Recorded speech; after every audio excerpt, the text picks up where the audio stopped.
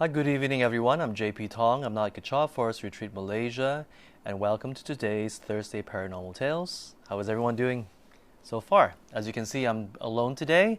I don't have a guest, but I'll have more in the future. Okay, so let's wait for everyone to tune in, and then I will start my sharing. Hi, King Hoi. Hi. Wait, let me see. Hi, Wycliffe. Hi, Pastor Shin. Hi, Vivacella. Thank you very much for tuning in. I hope everyone is staying safe at home. And if you are from another country, I hope you are also taking care of yourself and staying safe and always wear a mask. Yeah. Hi, Corinne. Good evening. Thank you for tuning in.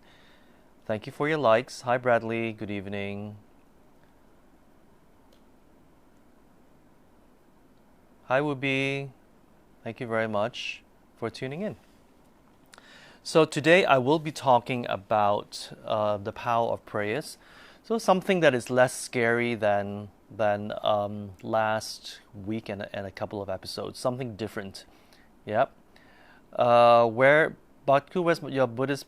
Where's my Buddhist brother? He's not available today, so it'll just be me. All right. Hi, Pastor David. Hi, Nancy.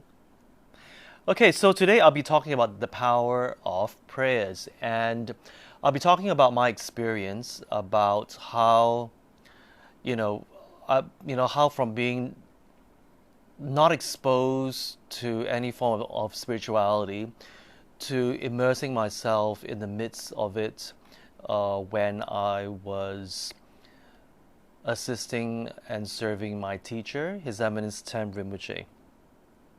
So,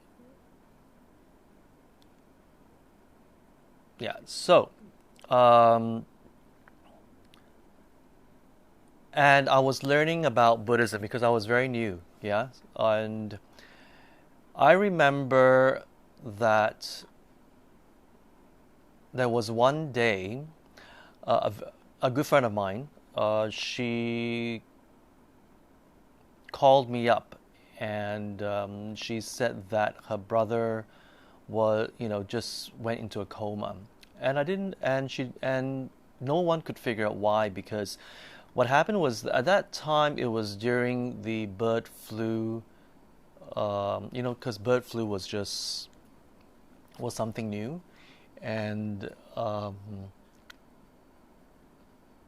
and the brother had a bird's nest, was into the bird's nest business, and he had a building that actually, where the birds would actually go in and have the nest, and the Chinese actually would eat this. It's called bird's nest soup, yeah, and it's a very lucrative business. So, anyways, apparently he went home, back to his home for lunch, and then he decided to take a nap, but he never woke up after that. So I heard about it and from the sister, my friend, and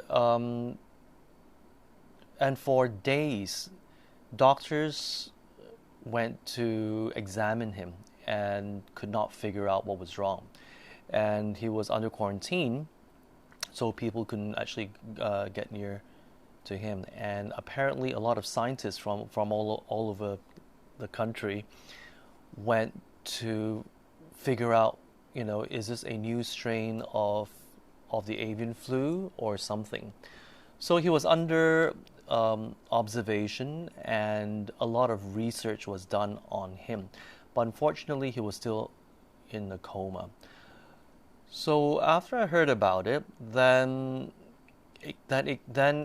my teacher heard about it as well, and immediately my teacher said, "JP, please ask your friend to do, a series of pujas. Pujas are actually ritual prayers that we do, that is done in the Buddhist tradition, and it consists of, engaging, requesting monks in the monastery to do prayers, extensive prayers, and it also included I remember I was helping her doing an incense offering prayer.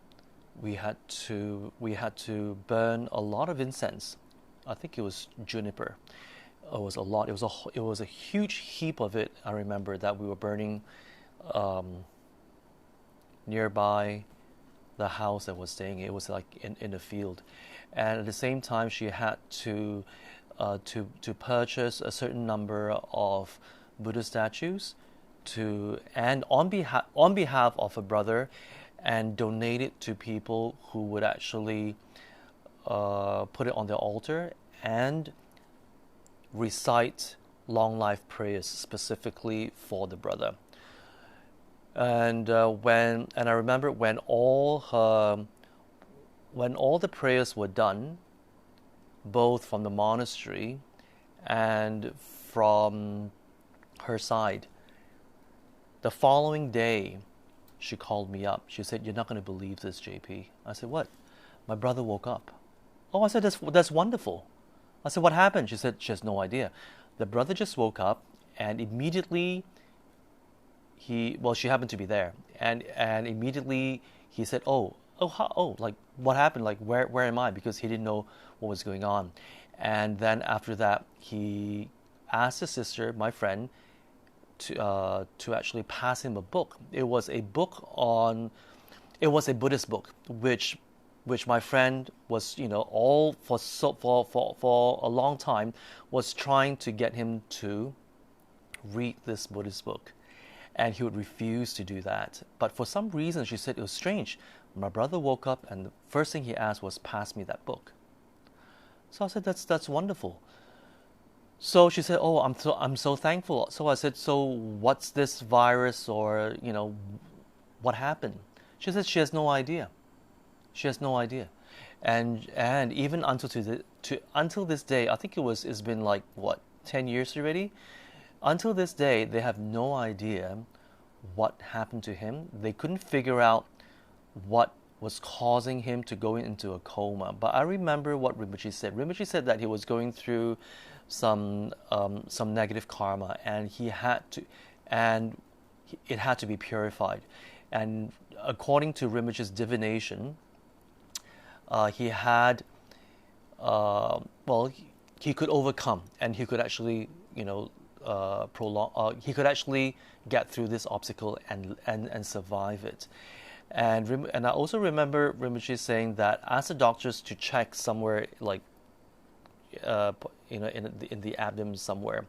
He said that there's something there that's causing him to go into a coma.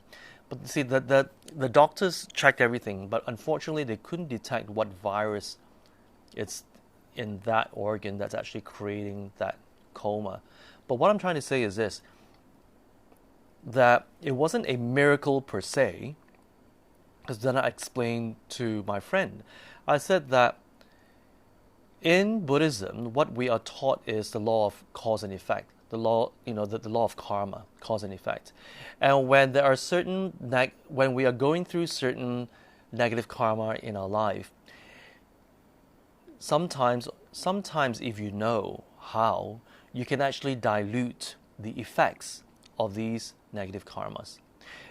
And if you know how to do it, just like a doctor can actually diagnose what's your problem, and then prescribe a solution for it. So in this instance, it was through the power of prayers, whereby you invoke a great amount of positive energy towards that person to dilute the effects of the negative karma that this person was going through.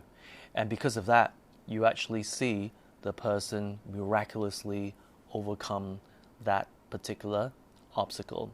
So that was actually the first time that I got to experience how our karma the effects of a negative karma can be diluted. Yeah, a lot of people would say, "Oh, it's a miracle," but actually, in the Buddhist faith, it's not, because in the Buddhist faith, it's about understanding the physics of how of how the universe works. And when you understand, it's very scientific. So when you understand how the universe works, then we will be able to find a solution to overcome whatever obstacles it is that we are experiencing. Yeah. So I was actually fascinated. Yeah. Totally fascinated with this new experience. Yeah. Do you have any questions so far? Let me see. Hi Yinping. Hi Sharon. Hi Sophie. Hi Martin. Hi Chong. Doreen. Hi Bradley. Hannah. Thank you very much. Thank you all of you for tuning in. Elaine, scientific fact, cause and effect. Yes. So you know how some people say, oh, if you believe in something, then it will happen, and if you don't, it won't happen. But that's what I used to do. That's how I used to believe it as well. But I realized that through my experience, through quite a number of experiences, whereby we can actually, how would I say, overcome certain things in our lives. As long as we understand how karma works, we can actually overcome it. Yeah. So in a way, you can call it supernatural, perhaps. To me, it's extremely scientific. Yeah, extremely scientific. Hi, Audrey. Thank you very much for tuning in. So, and there's another incident that I remember, and again, it is to do with prayers. Yeah. Remember, I was telling you that when I first met Rinpoche, I was practicing energy healing, and I was contacting the spirits, and I was trying to heal them and get them to cross over. And at the end of the day, I was getting a lot of spirit disturbances. Remember that? And how Rinpoche, and thank goodness I met Rinpoche during the midst of my energy healing career, lack of a better word. And from there, because I couldn't sleep for 2 weeks.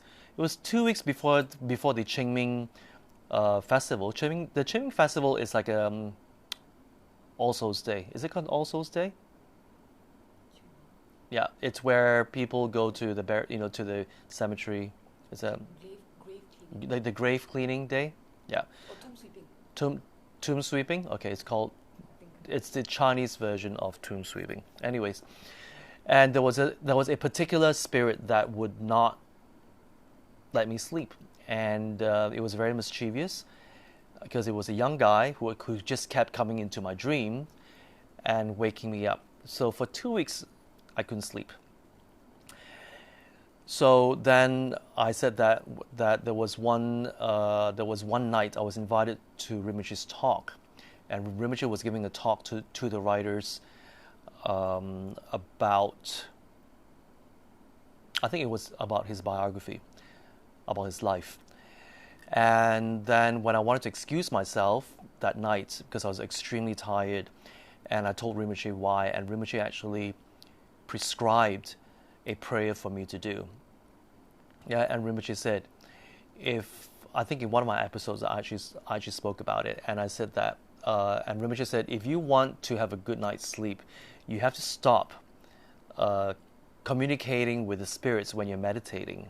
Yeah, because that is actually opening up the portal, which is a karmic connection with the spirit realm.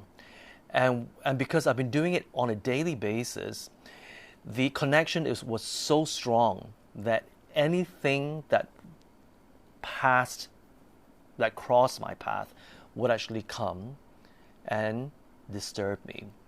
So if the peaceful ones come through, it's fine because they're peaceful, but I wasn't that lucky at that time. So when the wrathful ones or the malevolent ones would pass through, that's where I got a lot of these attacks and disturbances. So Rinpoche said, so would you like to have a good night's sleep? And I said, of course I would want to, right?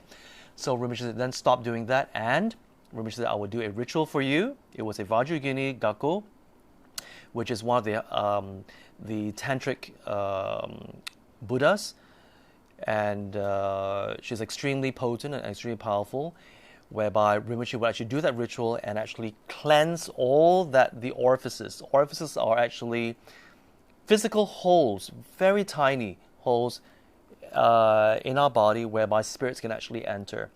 And Rinpoche would actually cleanse all the meridians, all the channels, because there were residue of of the spirits that were entering me and going into my dream state. And then after that, after Rinpoche cleansed me, Rinpoche sealed the orifices by inviting the entourage of this tantric Buddha to reside in my channels to actually protect me from further disturbance. Because my karmic connection with the spirit realm was actually very, very strong. So to give me temporary relief, Rinpoche had to invoke blessings from enlightened beings to actually come and protect me until I purify my karma with, or my connection with, the spirit realm. So in addition to that, I remembered Rinpoche asked me to recite a Buddhist prayer called the Heart Sutra. Okay, and another one was the Guru's mantra, because in the Tibetan Buddhist faith, there is a mantra specifically for the teacher. I didn't know what a Guru mantra was back then, so I just said, just tell me what to do, I'll do it, because I was just dead tired. So when I went back, I chanted, I recited the two mantras that were given to me, and for the first time in 2 weeks, I slept. It was a really good sleep, because you can imagine for 2 weeks I didn't sleep at all. And thereafter, I recited these two prayers on a daily basis, and it's been how many years? It's been 12 years already, without fail.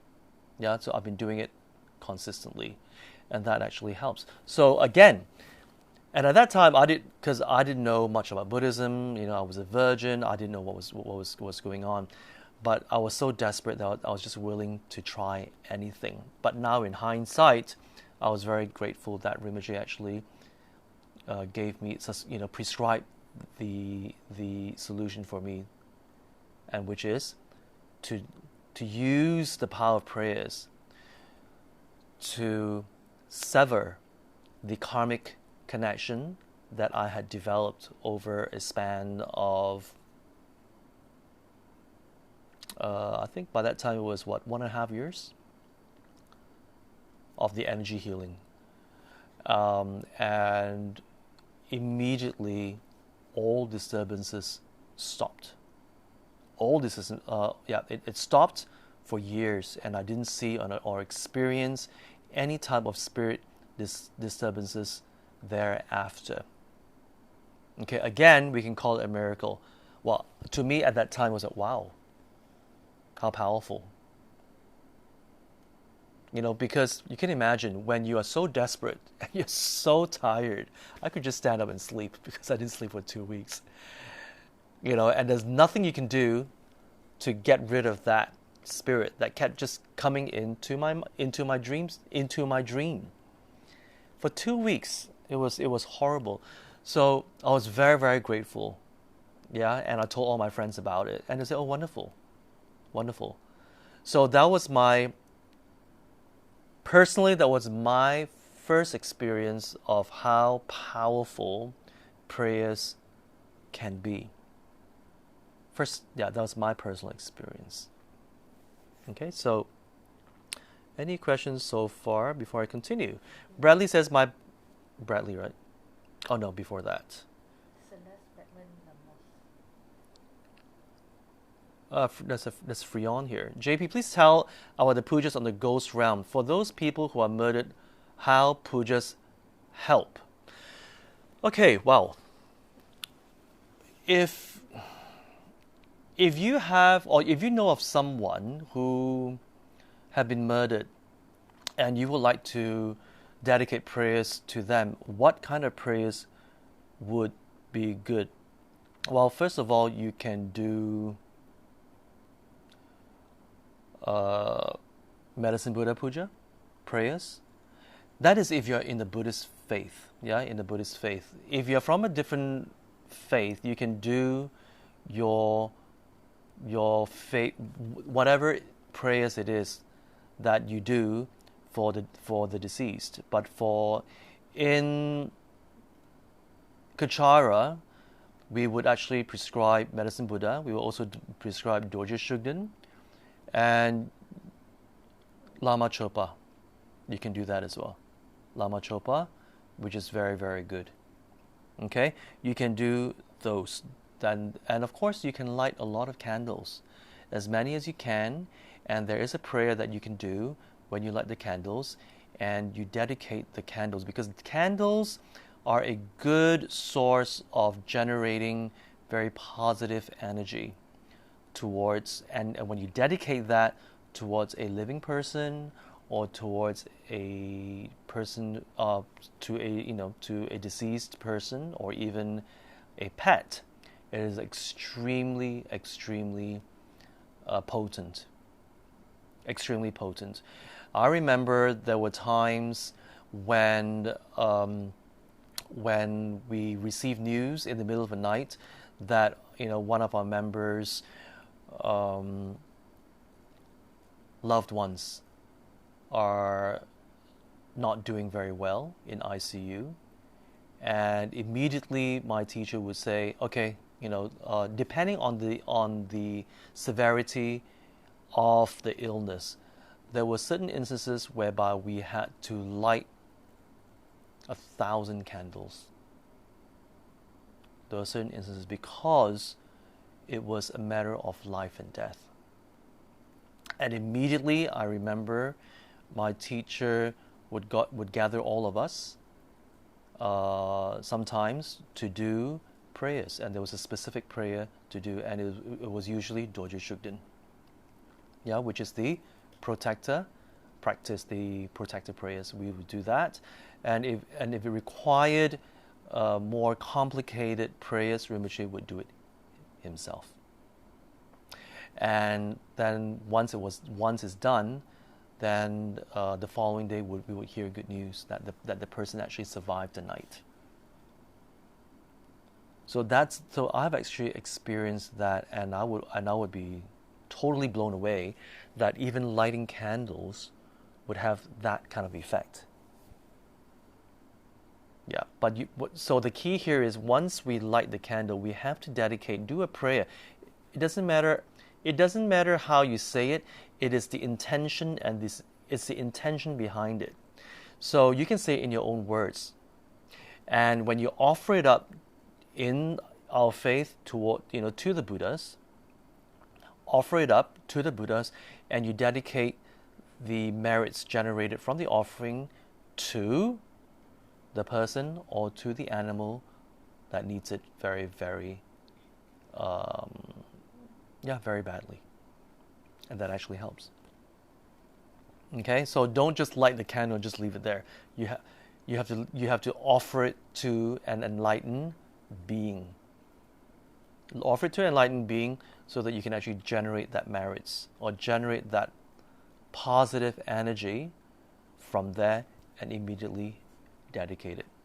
Okay, think strongly. Dedicate means, well, you can either say it or you just think very strongly. May all this positive energy be sent to this person, and you just think very, very strongly. That actually helps. Okay. So Celeste, so someone whose illness doesn't respond to prayers have too much bad karma? Yes, sometimes, Celeste. I remember my teacher telling us that because we never took the time to understand the laws of cause and effect. Okay? So when that karma has opened up all the way, it would actually be too late to do anything. it'd be too late. That is why we don't wait and we don't procrastinate. Anytime when you feel that something's not right, that's why we always say, listen to your body. Just listen to your body. Just listen. If there's something that's not right, go and see a doctor first, of course. Yeah? Prayers do work. It doesn't mean that you sit here and you be healed. It's not that. Through prayers, when we generate enough positive energy towards, when we generate enough positive energy, whatever medication or treatment that we are receiving would all of a sudden be more effective. Yeah? Or in another instance, all of a sudden, someone would say, hey, why don't you visit this doctor? And this doctor perhaps would have the know-how to heal you. So a lot of opportunities will arise that would actually heal you as a result. So what's my point? My point is, with the prayers, I'm not saying that you don't do anything. You still continue seeing the doctors. But you will see that one thing leads to another, one thing leads to another, one thing leads to another, and then the next, and then you find out that you heal after that. Yeah? So talking about healing, I remember there was one year, this is after I've joined Kechara, and not long after, one of Rinpoche's, older students, I bumped into her during Chinese New Year, and she was having a really bad sore throat. And I was like, oh, what happened? Because she was very chatty, and she couldn't talk because she was croaking away during Chinese New Year.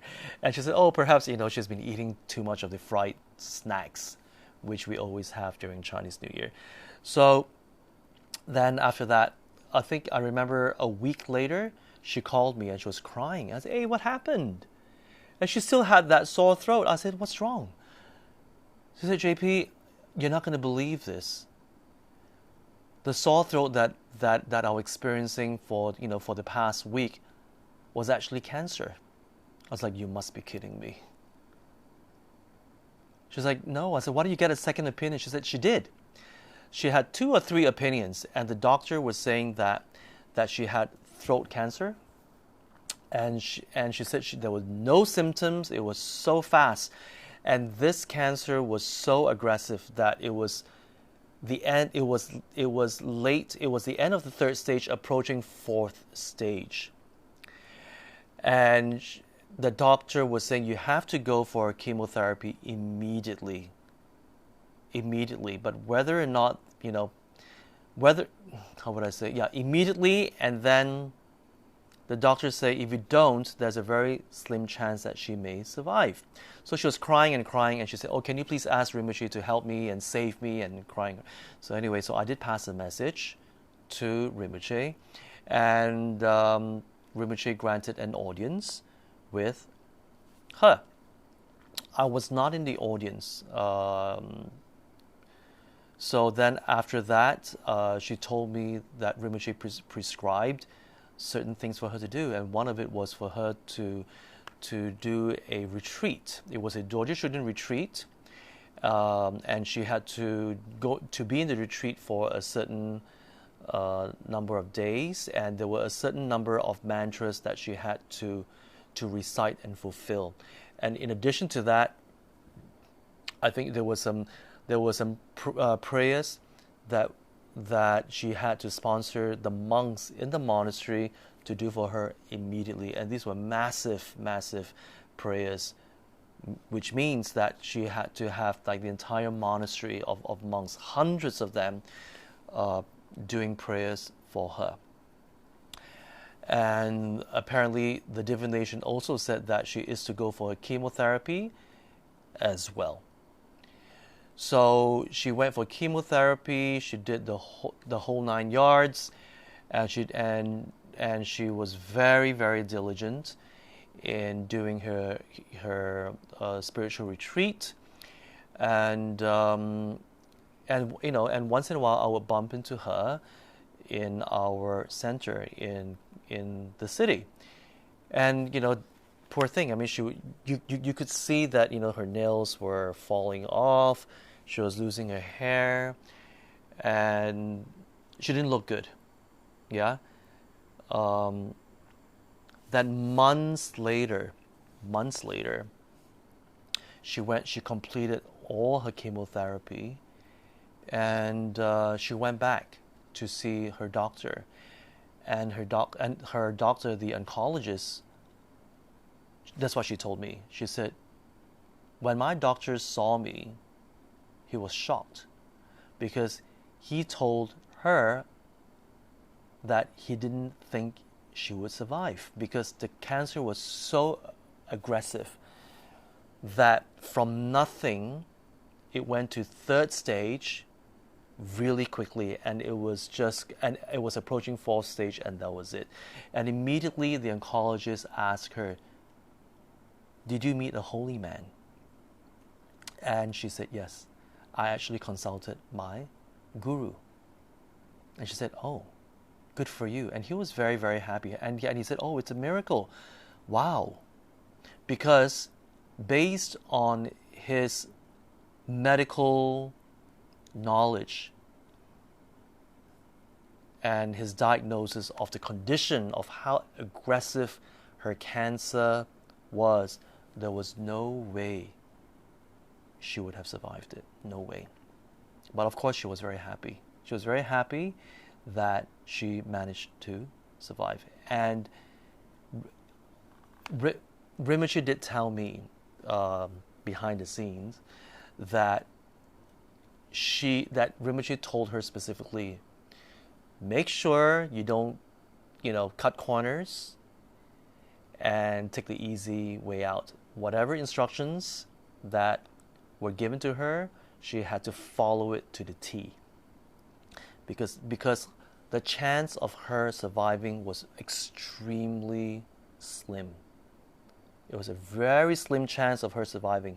If she continues her laziness,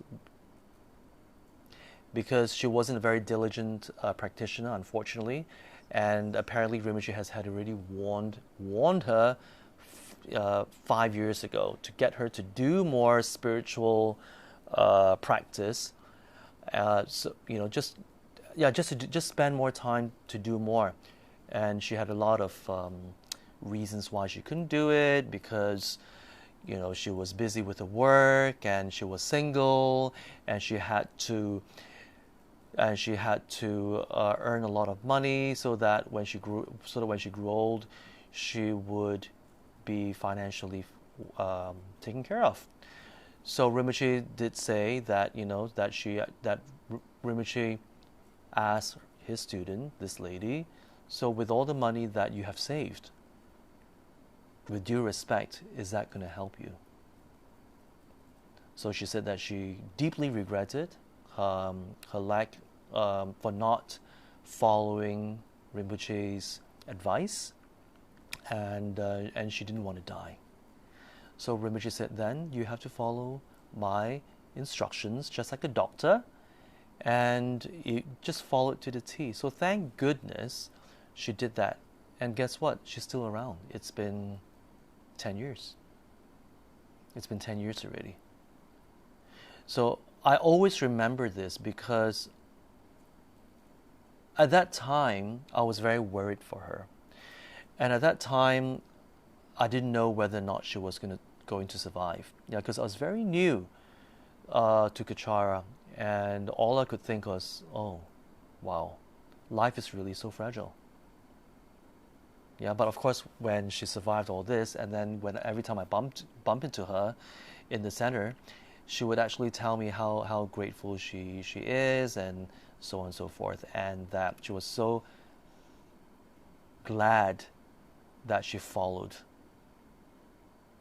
Yeah, so that's how potent prayers can be. But of course, it requires a qualified teacher to prescribe these prayers. Yeah, because there are certain prayers to do for certain obstacles.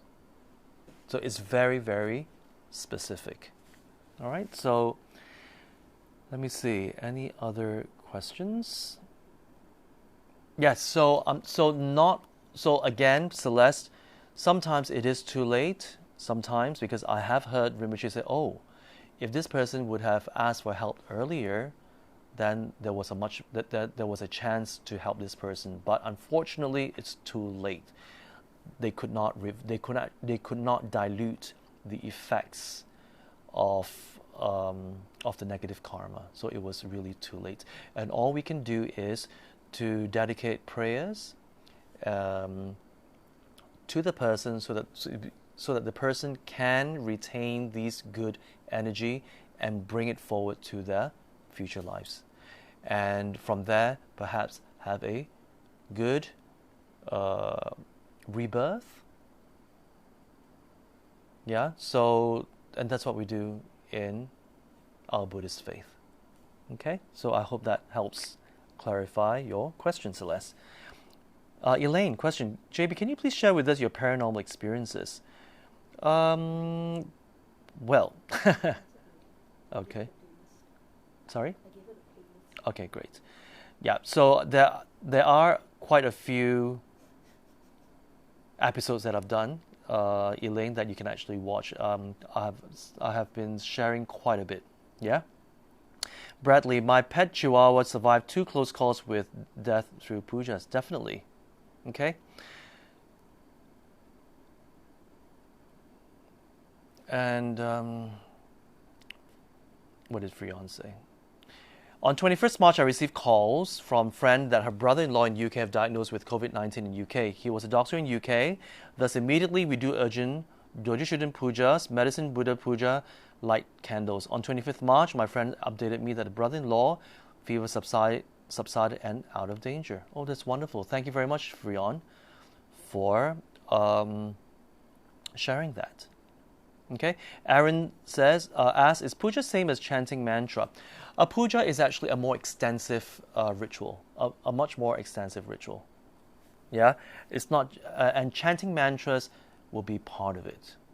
Okay, Radu, which is the prayer for candle offering? Okay, so there's a light offering. Well, you already saw that. Hi, Christina. Thank you very much for tuning in. You're in Penang now, right? I hope you're having fun. Hi, Bill. Thank you very much. Hi, Bill. Thank you very much for tuning in. I hope you're doing well. Aaron, sometimes we can have bad dreams, but does it mean that being attacked by spirits? Good question.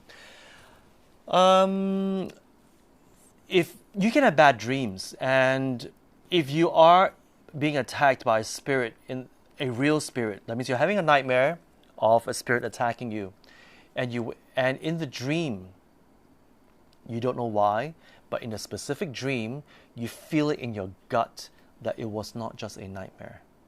And when you wake up, you feel there's something in your room, usually. You feel a presence. You know how I always say that sometimes when you're at your desk doing something and somebody happen to be standing behind you and you just know it, it's that same sense of knowing that there's someone behind you, and when you turn around, there's someone there. It's that same knowing, and when you wake up from your nightmare, even though it's dark, but you feel something is in your room. You just feel it. So that's how you know whether or not it's a dream or it's a spirit. Elaine, prayers is like vitamin supplements spiritually, definitely. But in the Buddhist faith, especially in Tibetan Buddhism, there is no, how would I say, generic prayer that would actually help everything.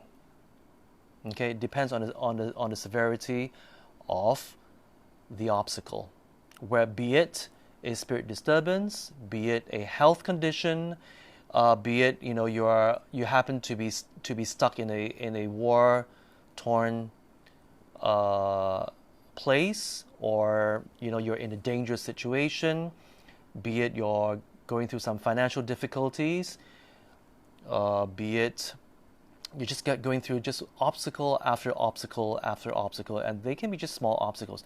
So depending on the severity of your situation, there are specific prayers that would actually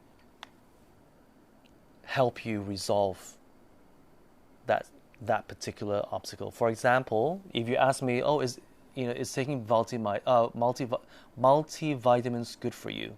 Of course, but it's not going to help you with your cancer. It's not going to help you with your heart condition. It will not. It will help you, but it will not cure you. Yeah. So we do have general prayers, but not for very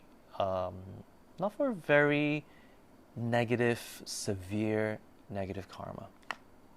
Yeah, so Tibetan Buddhism, I realize, actually have a lot of different pujas that we can prescribe depending on what you need. So it's like going to see a doctor.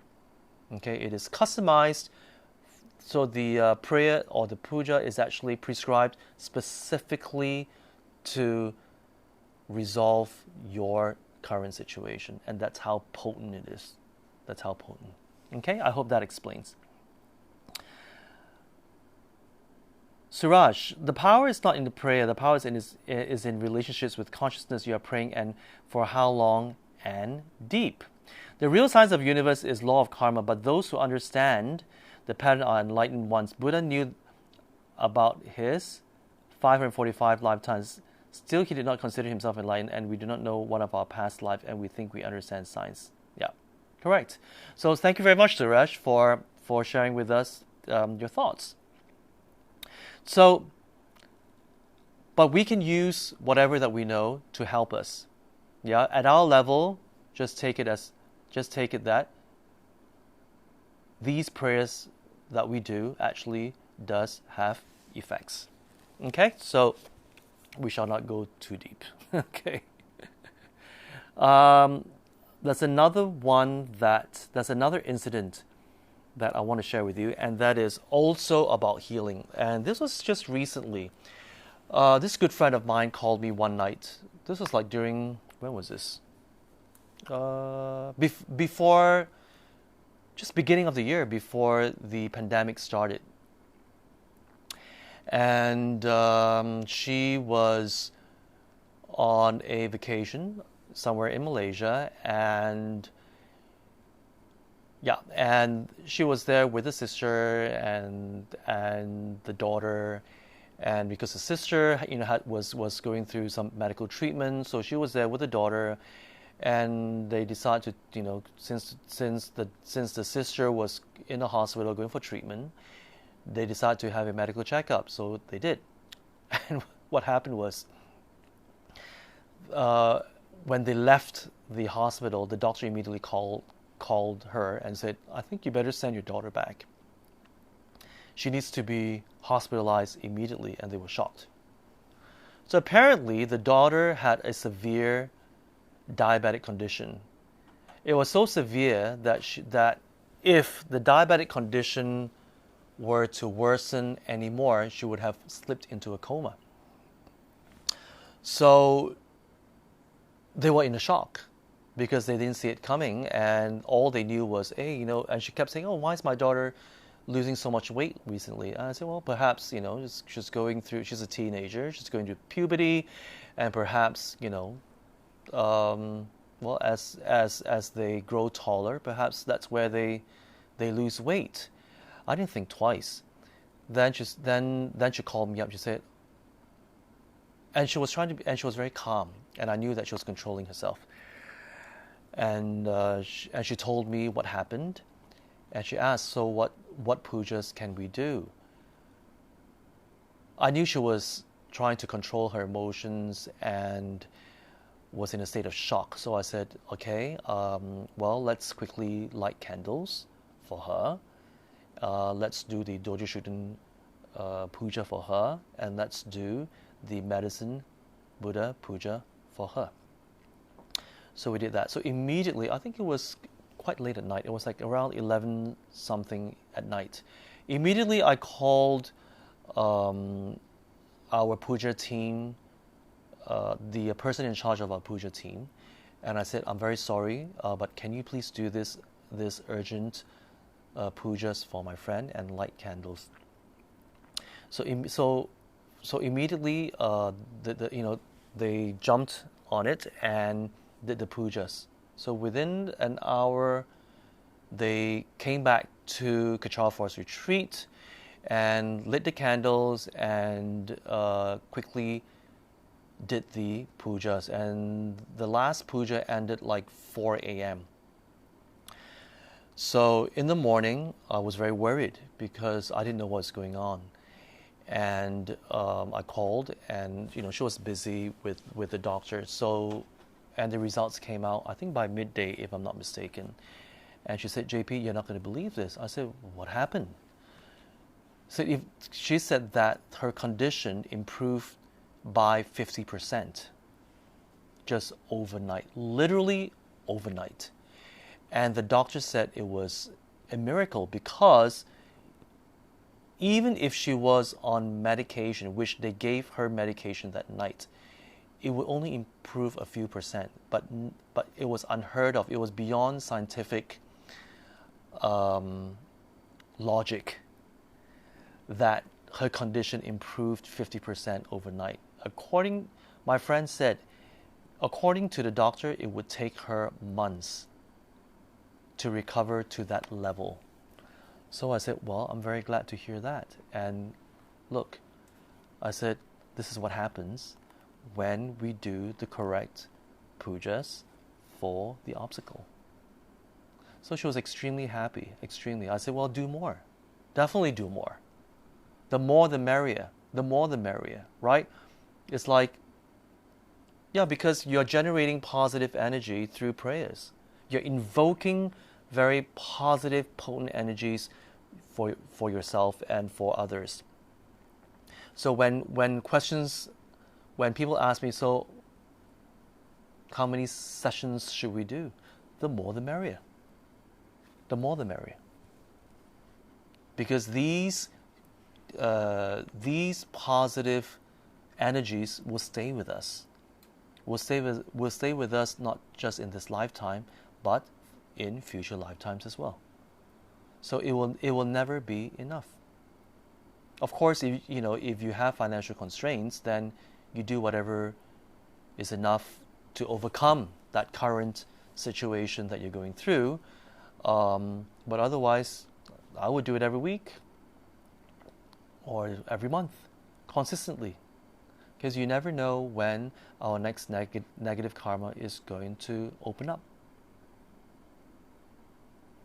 Yeah, I hope that makes sense. So it's like just having a maintenance, just maintain it. It's like a maintenance package. Maintain it, so that we don't have to go through such drastic experiences when our negative karma opens up. Some open up slowly, some open up real fast. So it's always advisable to do pujas constantly, all the time. Yeah, then whatever obstacles that arise, they will arise. It's just that you can overcome them much easier. And the effects of the negative karma will be much, much lessened. Yeah? And of course, if you do have prayers that you do from your own faith, do it every day. Do your prayers every day. Whatever faith you're in, do it sincerely, think strongly, and connect with the divine. And that would open up and invoke all the positive energies for protection and blessings. Okay, I hope that helps. Kirsten, did two Manjushri pujas for my son, and JP asked him to chant the Manjushri mantra daily, which surprisingly my son took the advice. And his UPSR results. UPSR in Malaysia is what is it? I think it's like a grade 6, grade 7. It's like a grade 6, grade 7 examination in the United States, but they call it a UPSR here in Malaysia. And she said that his UPSR results really surprised me. Seriously, I kind of find it hard to believe, as he did that kind of last minute, because the exam is less than 2 months away. So worried for him as a result would decide which school he's going. And spoke to JP regarding this. So glad that I did, and as he had advised. So, yes, I remember Kirsten did ask me, because his son is very playful, and his results are really not that great. And she'll be very happy if he actually passed. So, and Kirsten, I think you did tell me, if I remember correctly, that not only did he pass, he actually did very, very well, right? It's like a couple of A's or something like that, and it just blew her mind. So the prayer that he did was the Manjushri prayer, which is the Buddha of wisdom. So when we invoke the blessings of the Buddha of wisdom through mantra chanting, the sound, the vibrations from chanting would actually move your energies in your body. It's physiological, okay? So it'll move the energies in your body, and it will actually move that chi around your brain area, and it would actually, because of increased circulation towards that area, it will actually increase the brain capacity, and hence, what are the benefits? Improved memory, eloquent speech, and you will be able to understand very difficult and complex situations. So especially when you're studying, and if you usually don't like to study, like myself, I didn't like to study. So can you imagine if all of a sudden, just upon reading, maybe once or twice, you actually remember? That is wonderful. And not only do you remember, you actually understand what you read. And these are the effects. These are the effects. And of course, through the prayers, you're also invoking the blessings of the Buddha of wisdom. And what happens is, through the blessings, it'll also trigger certain karmic seeds that are embedded in your mind to open up. And when that opens up, it will open up for your karmic seeds of wisdom to come into fruition. And from there, you will notice that you're extremely eloquent. When you talk, people actually do understand you. You know, like how some of us, when we talk, people just don't understand us for whatever reason, and you find it very difficult to express yourself. Then you definitely have to do this prayer. And when you have very bad memory, like me, definitely I've been doing Manjushri. Okay, so it's very, very potent. That is why in the monasteries, when you have the opportunity to meet older monks, none of them suffer from amnesia at all. Their memory is so sharp. It's scary, because you may have met them 10 years ago, and they would remember exactly what you said, what he said, everything, what you wore, everything. It was like photographic memory. And that is how effective this Manjushri prayers are. So even for adults, we can do that. Even for adults. Yeah?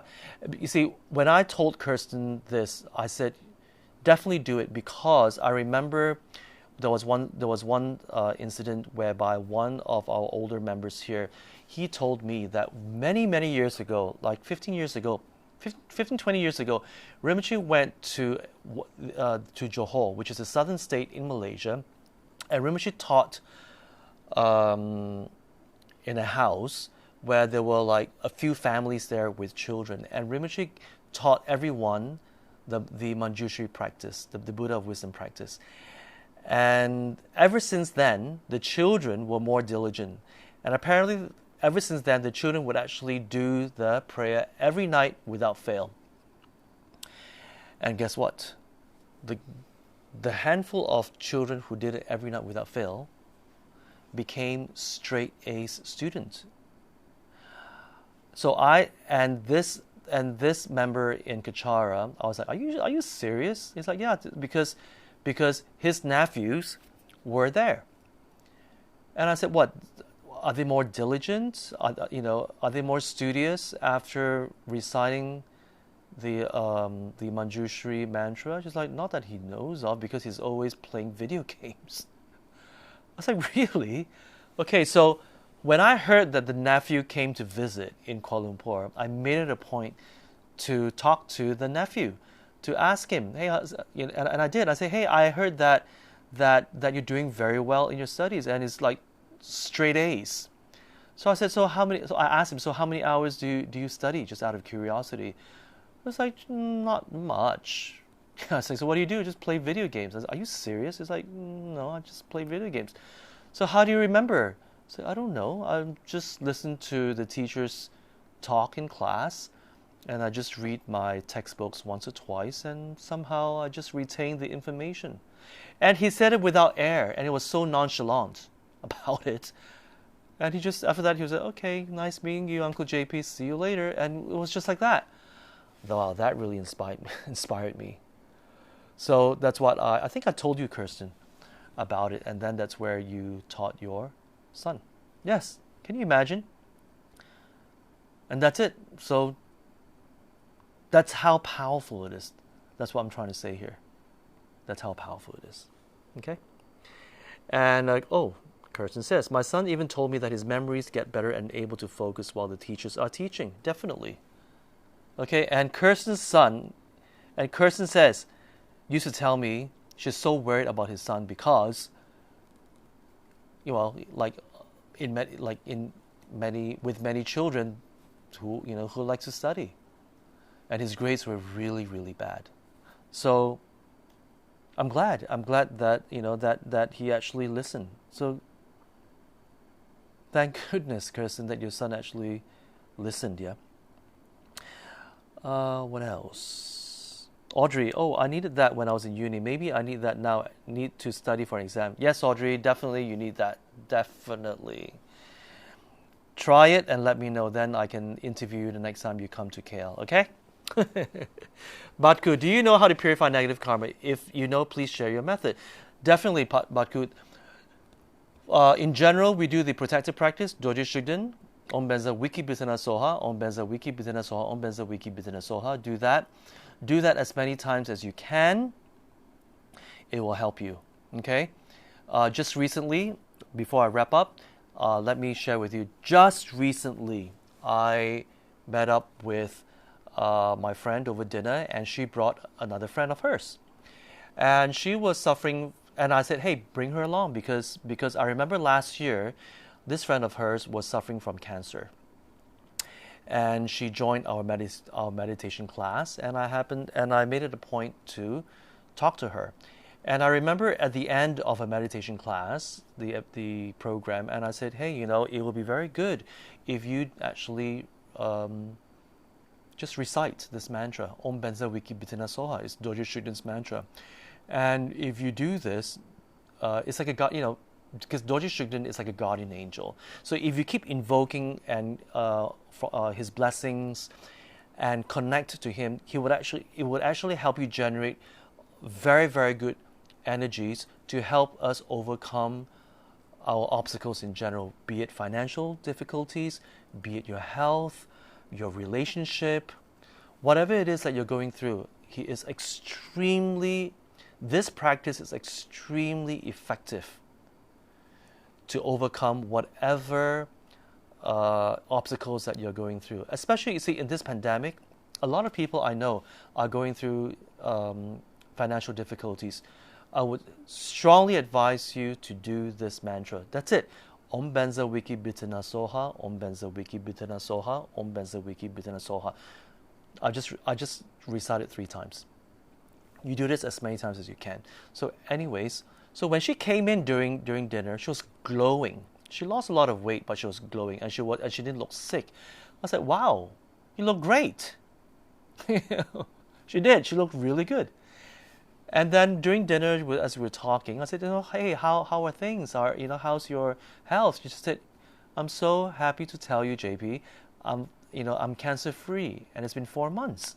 Oh, wow! It's like, wow, congratulations, congratulations. And she said, well, and she said, you know what? Remember, you asked me to recite Dorish's mantra. She said, yes. She said, well, ever since then, she said, I've been reciting. And she said, not only am I cancer free now, she said she was doing very well at work. And her whole life has changed for the better. I was like, oh, why, like, what's going on? She said that, well, you see, because she is a real estate agent, and can you imagine selling real estate now with the current pandemic? Who wants to buy, right? Everyone is just waiting for a steal. Who wants to buy? So in her agency, she said, she's the only one who is able to close deals. She's the only one who is doing well. Everyone else in her agency is not doing well. I said, what happened? She said, I don't know. For some reason, her clients, whatever she says, her clients are convinced. No questions. So I said, well, weren't you like this before? She's like, no, because the clients would say, oh, let me think about it. Oh, it's so expensive. And it was just a lot of reasons and just a lot of rejections. But for some reason, she noticed that her power of speech, her convincing skills have improved just dramatically overnight. And she's only done this for 4 months.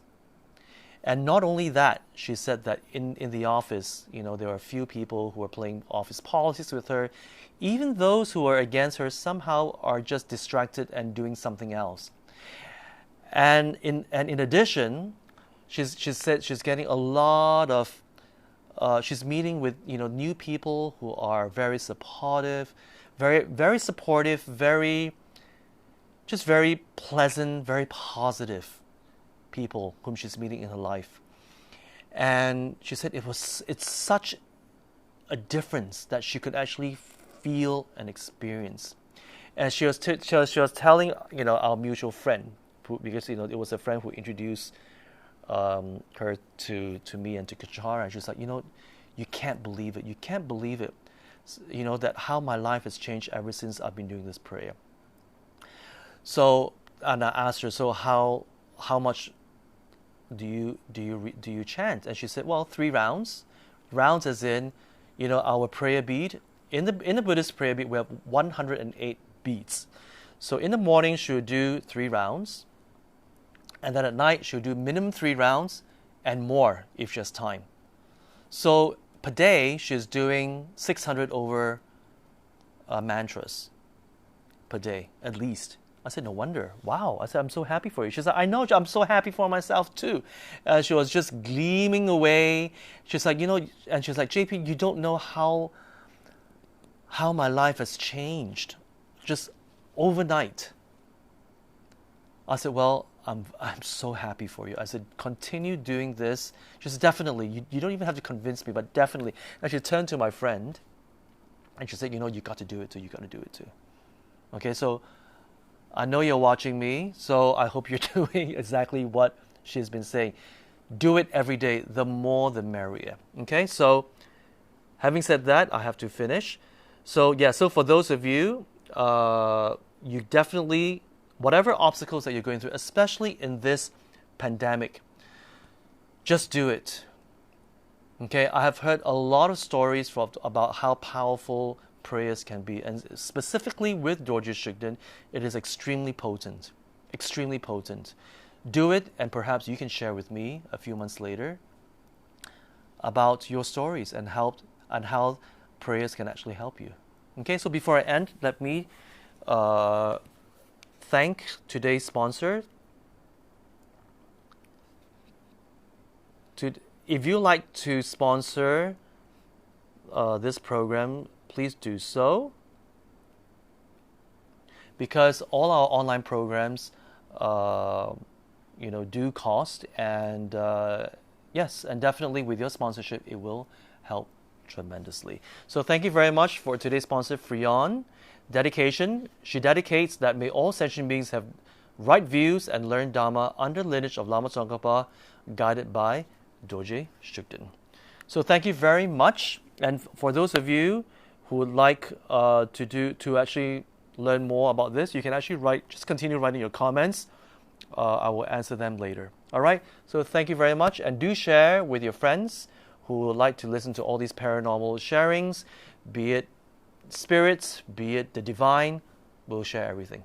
All right. Thank you very much, and I'll see you next week. Bye.